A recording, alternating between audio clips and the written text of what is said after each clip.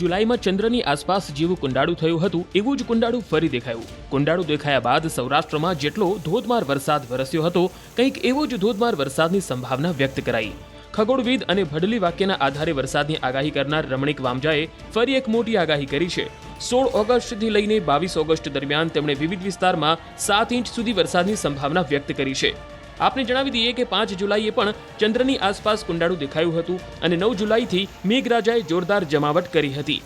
દ્વારકા, પોરબંદર તથા ગેડ પંથકને ગમરોડી નાખ્યું હતું. ત્યારે ફરી એકવાર ચંદ્રની ફરતે જુલાઈ જેવડું જ કુંડાળું દેખાયાનો દાવો છે.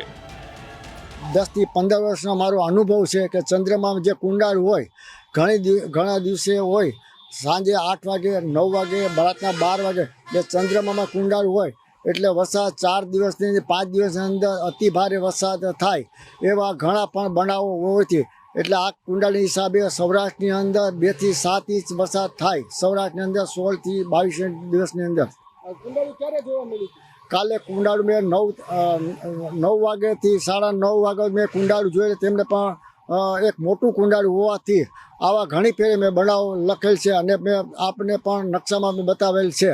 અત્યારે જે વરસાદ અમરેલી, ભાવનગર, રાજકોટ જિલ્લામાં વરસાદ ખેંચાયેલ હોવાથી એનું કારણ કે તારીખ 8/6/2024ની અંદર જે જેઠ સુદ બીજ ગાજેલ હોવાથી એટલે 72 દિવસ પૂરા થવાથી તારીખ 15/8 તે 72 દિવસ પૂરા થાય છે. એટલે તારીખ 16/8થી 22/8માં રાજકોટ જિલ્લો, ભાવનગર જિલ્લાના અમરેલી જિલ્લામાં મંડાણી વરસાદ થાય.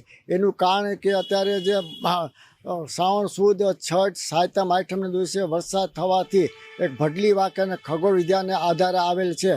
તારીખ 19/8/2024 સોમવારે રક્ષાબંધન બળે દિવસે શ્રવણ નક્ષત્ર હોવાથી તેમાં પણ વરસાદનો સંજોગ સારો હોવાથી આકાશી કસ, આકાશી ચિત્રી, ભડલી વાક્ય, ખગોળ વિદ્યા અને ઉતાસી પવન, અખાત્રીય પવન, ચૈત્ય પાંચમની ગાડલી અને મા સુદ છઠ્ઠી નરસિંહ મહેતા એક મામેરું પૂરે ત્યારે મા રાખતી ગાય કે ત્યારે વરસાદ થયેલો હોવાથી મા મહિનાની અંદર એટલે હજી પણ ઘણા વરસાદ થશે. અત્યારે જે વરસાદ ને ગરમી પ્રમાણ વધારે છે, પવન જો વરસાદ વધારે છે.